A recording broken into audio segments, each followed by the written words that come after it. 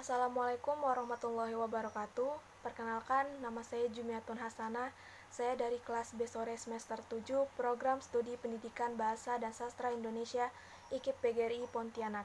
Video ini saya buat untuk memenuhi tugas mata kuliah menulis karya ilmiah dengan membuat outline penelitian korelasi. Baiklah, langsung saja kepada penyampaian materi. Outline penelitian. Yang pertama, judul. Hubungan lingkungan belajar dengan hasil belajar siswa pada mata pelajaran Bahasa Indonesia kelas 8 SMP Negeri 12 Pontianak. Latar belakang. Pendidikan pada dasarnya merupakan sesuatu yang dilakukan secara sadar untuk mengembangkan kepribadian dan kemampuan berpikir atau bernalar. Pendidikan yang berkualitas tidak terlepas dari kondisi lingkungan yang baik. Kondisi lingkungan yang baik akan mendukung hasil belajar yang baik pula. Namun, masih banyak ditemui lingkungan pembelajaran yang tidak sesuai seperti yang diharapkan.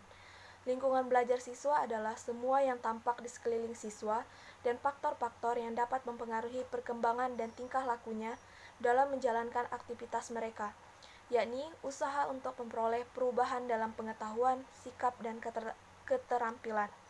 Sedangkan lingkungan belajar adalah lingkungan yang diinginkan atau diharapkan agar hasil belajar yang diraih seseorang maksimal.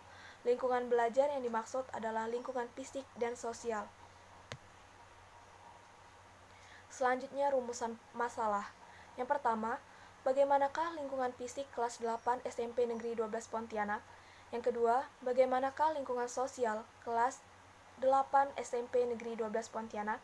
Yang ketiga, bagaimanakah hasil belajar siswa pada mata pelajaran Bahasa Indonesia kelas 8 SMP Negeri 12 Pontianak? Selanjutnya, tujuan penelitian. Yang pertama, tujuan umum.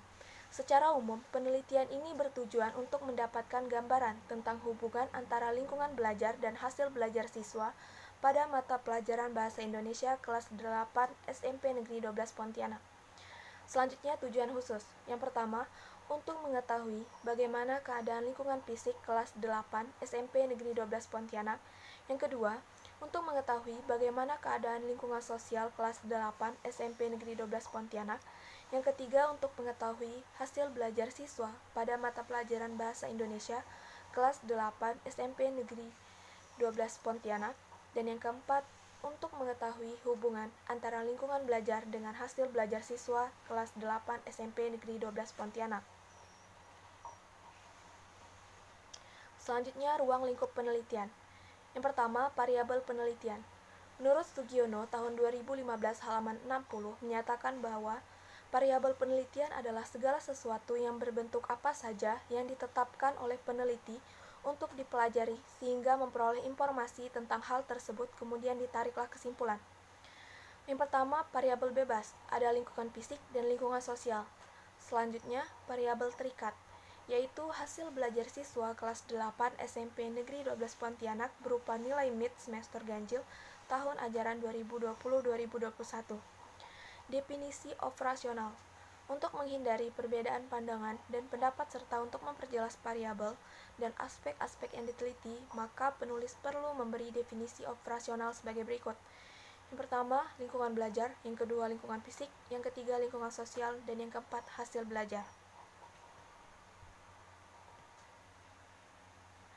Kemudian yang F, metode dan bentuk penelitian. Yang pertama, metode penelitian yang digunakan adalah metode deskriptif. Karena dalam penelitian ini, peneliti menggambarkan atau mendeskripsikan bagaimana lingkungan belajar yang ada di SMP Negeri 12 Pontianak, baik lingkungan fisik maupun lingkungan sosial, serta hubungannya terhadap hasil belajar siswa kelas 8. Yang kedua, bentuk penelitian yang digunakan adalah penelitian studi hubungan.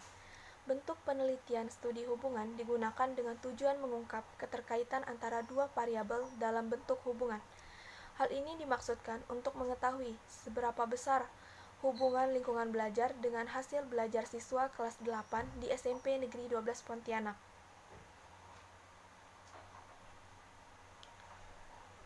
Selanjutnya yang G, yaitu prosedur penelitian. Yang pertama, pada tahap persiapan, yang harus dilakukan yaitu A. Membaca literatur, B. Observasi, C. Meminta izin, D. Konsultasi, E. Menyiapkan instrumen penelitian, F. Menganalisa validitas, G. alat pengumpul data, dan H. menentukan jadwal penelitian.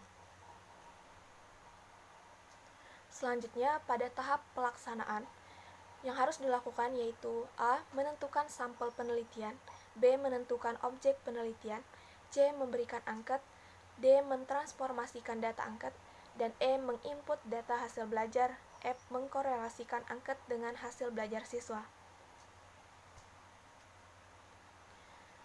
Selanjutnya, yang ketiga yaitu tahap pasca penelitian. Yang harus dilakukan yaitu A. menyusun hasil penelitian, dan B. membuat kesimpulan. Adapun teknik dan alat pengumpul data. Yang pertama, teknik pengumpul data. Ada teknik komunikasi tidak langsung. Menurut Nawawi, tahun 2015 halaman 101, menyatakan bahwa teknik komunikasi tidak langsung adalah cara mengumpulkan data yang dilakukan dengan mengadakan hubungan tidak langsung atau dengan perantara alat. Yang kedua, ada teknik observasi langsung. Menurut Nawawi, tahun 2015 halaman 100, menyatakan bahwa teknik observasi langsung adalah cara mengumpulkan data yang dilakukan melalui pengamatan dan pencatatan gejala-gejala yang tampak pada objek penelitian yang pelaksanaannya langsung pada tempat di mana suatu peristiwa keadaan atau situasi sedang terjadi.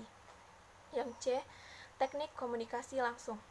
Menurut Julda Prial, tahun 2012 halaman 39, menyatakan bahwa teknik komunikasi langsung adalah metode pengumpulan data di mana si peneliti langsung berhadapan dengan subjek penelitian untuk mendapatkan data atau informasi yang diperlukan. Selanjutnya yang D, yaitu teknik studi dokumenter. Menurut Julda Prial, tahun 2012 halaman 39, menyatakan bahwa teknik studi dokumenter adalah metode pengumpulan data di mana si peneliti mengumpulkan data dan mempelajari data atau informasi yang diperlukan melalui dokumen-dokumen penting yang tersimpan. Selanjutnya, alat pengumpul data yang digunakan yang pertama ada angket. Menurut Nawawi tahun 2015 halaman 124, angket adalah usaha mengumpulkan informasi dengan menyampaikan sejumlah pertanyaan tertulis untuk dijawab secara tertulis oleh responden. Yang kedua ada daftar cek. Menurut Julda Prial tahun 2012 halaman 41, daftar cek adalah suatu daftar yang berisi nama-nama subjek dan faktor-faktor yang hendak diselidiki. Yang ketiga ada pedoman wawancara. Menurut Nawawi tahun 2015 halaman 118, wawancara adalah usaha mengumpulkan informasi dengan mengajukan sejumlah pertanyaan secara lisan untuk dijawab secara lisan pula.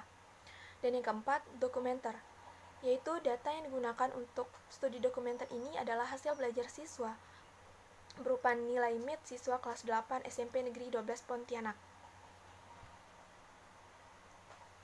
Selanjutnya, teknik analisa data. Yang pertama, untuk menjawab sub-masalah yang pertama dan kedua tentang keadaan lingkungan fisik dan lingkungan sosial dengan cara mentransformasikan data angket dalam skala nilai 1-4.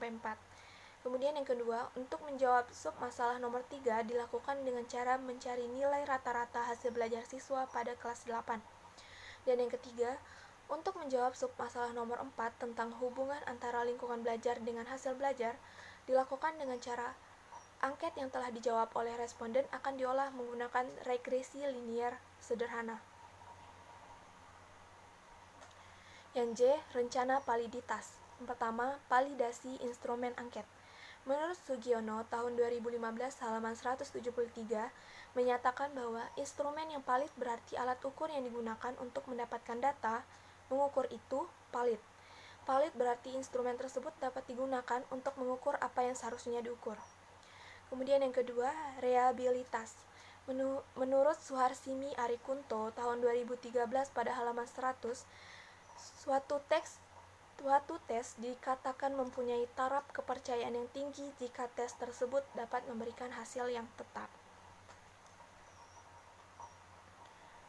Baiklah, sekian penyampaian materi outline penelitian saya tentang penelitian korelasi. Kurang dan lebihnya saya mohon maaf. Wassalamualaikum warahmatullahi wabarakatuh.